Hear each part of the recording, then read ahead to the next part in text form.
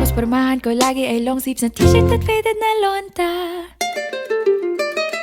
Pero nung makilala kita, nagbagong bigla ang aking timpla. Natutuwa ko na magpariban at mag-ahit ng kilay at least once a month. Hindi ko alam kung anong meron ka na sa akin ay nagpalambot ng bigla. Sinong mag-aakalang lalaki pala ang bibihag sa tulad kong tigreng gala. Kahit ako'y titibo-tibo, puso ko ay titibok-tibok pa rin sa'yo.